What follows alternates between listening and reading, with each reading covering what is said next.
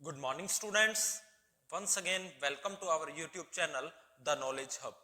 Today, we are here to discuss the next chapter of Class Plus One Accountancy, which is Special Subsidiary Books, in which today we will learn about how to prepare a purchase book and purchase return book.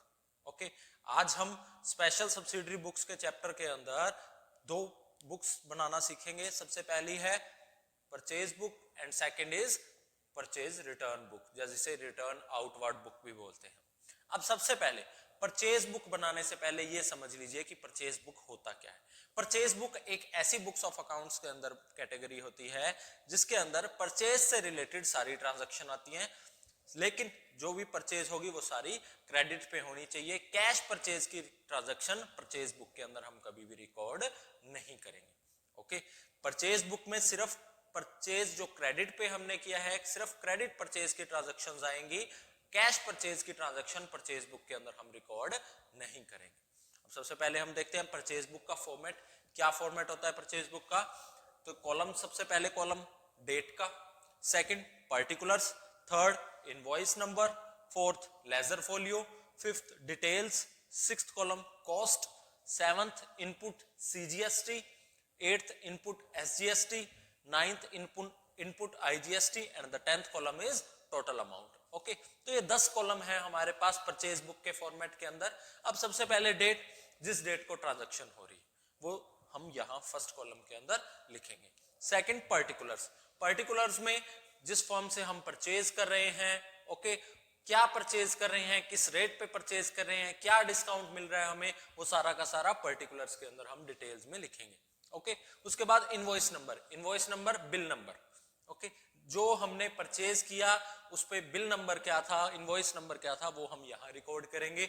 उसके बाद ledger folio, ये आपको column blank छोड़ना है. उसके बाद है details. Details में हम अमाउंट लिखेंगे कि कौन से प्रोडक्ट की टोटल अमाउंट कितनी बन रही है, कितना डिस्काउंट मिल रहा है, वो सारा जो अमाउंट आएगी वो डिटेल्स के अंदर आएगी. ओके, कितनी सीजीएसटी, एसजीएसटी या आईजीएसटी लग रही.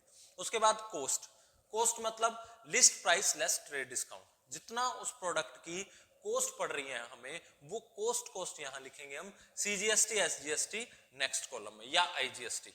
अब सबसे पहले कब सीजीएसटी एसजीएसटी या आईजीएसटी कब लगेगा, कैसे लगेगा, वो हम देखते हैं. सबसे पहले सीजीएसटी और एसजीएसटी तब लगता है जब with in the state transaction हो.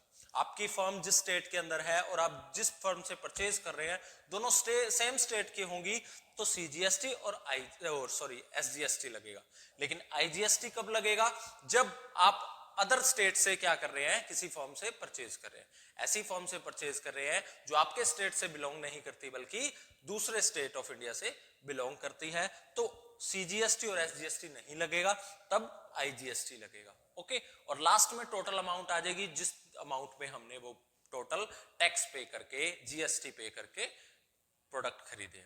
ओके, तो ये था हमारा परचेज बुक का फॉर्मेट. अब हम एक एग्जांपल लेके चलते हैं.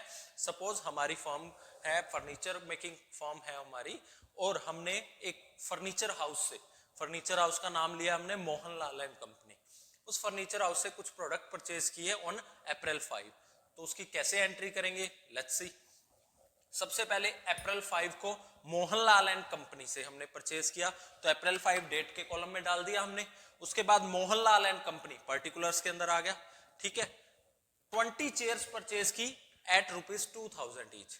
एक चेयर कितने की थी, 2000 रुपए की, और हमने 20 चेयर परचेज की. ओके, टोटल अमाउंट बना 40,000. क्लियर. उसके बाद 5 टेबल हमने उसी से परचेज किए 6000 ईच. ओके, 6000 का एक टेबल है और 5 टेबल खरीदे तो टोटल हमारी होगी 30,000. And may I remind you, जो मोहनलाल एंड कंपनी है, हम ये एज्यूम करके चल रहे हैं कि हमारी फर्म और Mohanlal and company same state से बिलोंग करती हैं, तो इसलिए हम सीजीएसटी और एसजीएसटी लेके चलेंगे. आईजीएसटी को हम कंसीडर नहीं करेंगे इस क्वेश्चन के अंदर. वैसे आपको क्वेश्चन के अंदर गिवन होगा कि क्या प्रोडक्ट परचेज किया है, क्या इनवॉइस नंबर है, किस डेट को परचेज किया है, सीजीएसटी कितना लगाना है, एसजीएसटी कितना लगाना है, या आईजीएसटी कितना लगाना है, वो सारा का सारा आपको क्वेश्चन के अंदर गिवन होगा. ट्रेड डिस्काउंट कितना है, वो सारा गिवन होगा आपको. बस आपको इस फॉर्मेट के अंदर पुट करके टोटल अमाउंट निकालनी है. ओके, उसके बाद 5 टेबल्स एट ₹6,000 ईच 30,000 बन गया। तो टोटल हमारा कितना बन गया 70,000 अमाउंट बन गई। ये हमारा है लिस्ट प्राइस। ठीक है, लिस्ट प्राइस पे कभी भी जीएसटी नहीं लगती है, हमेशा जीएसटी उस पे लगती है जो परचेज प्राइस होता है। अब परचेज प्राइस और लिस्ट प्राइस में क्या फर्क है? परचेज प्राइस होता है जिस प्राइस पे हमने परचेज किए, और लिस्ट प्राइस जो एमआरपी होता है गुड्स का। ओके, अब दोनों में डिफरेंस किस चीज का होता है? डिस्काउंट का। एमआरपी लिस्ट प्राइस से हमें जितना डिस्काउंट मिला वो हम लेस कर देते हैं, तो हमारे पास परचेज प्राइस आ जाता है। तो जब परचेज प्राइस हमारा जो है उस पे हम क्या करते हैं? जीएसटी लगाते हैं। ओके, अब सपोज इस बिल का नंबर हमने रैंडमली बुक के अंदर हमें दे रखा है क्वेश्चन के अंदर 458, तो हमने 458 लिख लिया। क्लियर? उसके बाद 20% ट्रेड डिस्काउंट, हमें 20% ट्रेड डिस्काउंट मिला है, किससे? फॉर्म से मिला है जो हमने गुड्स परचेज किए। तो 70,000 का 20% 14,000 वो हम लेस कर देंगे, तो हमारे पास अमाउंट कितनी बचेगी? 56,000। अब 56,000 पे हमें क्या करना है? जीएसटी लगानी है, whether it is CGST, SGST और आईजीएसटी। जब भी आप विद इन स्टेट ट्रांजैक्शन करोगे तो सीजीएसटी और एसजीएसटी लगेगा, लेकिन जब आप out of the state transaction करोगे तब आईजीएसटी लगेगा। ठीक है, तो अब हमने ये अज्यूम किया है कि ये विद इन स्टेट है, तो हम सीजीएसटी और एसजीएसटी लगाएंगे। कितना है दोनों क्वेश्चन के अंदर हमें दे रखा है 6%, 6%, तो हमने ऐड कर दिया सीजीएसटी 6%, कितना बनी अमाउंट? 56,000 का हमने 6% किया, तो हमारे पास आ गया 3,360। सेम एसजीएसटी भी 6% है, तो सेम अमाउंट आ जाएगी 3,360, तो टोटल अमाउंट विल बी 62,720। तो ये हमारा डिटेल्स कॉलम पूरा। इसके बाद कॉस्ट कितनी थी? कॉस्ट कितनी है? 56,000, वो हम यहां लिख देंगे। CGST, input CGST 3360, SGST 3360, IGST है नहीं तो हमने इसको ब्लैंक छोड़ दिया, और टोटल अमाउंट कितनी बन रही है हमारी? 62,720। Okay, so this will be the format of purchase book and how to record transactions in purchase book। इस तरह से हम परचेज बुक के अंदर क्रेडिट परचेज की सारी ट्रांजैक्शंस को रिकॉर्ड करते हैं। ओके, तो ये था आपका परचेज बुक। अब हम बात करेंगे परचेज रिटर्न बुक की। Okay, let's have a look.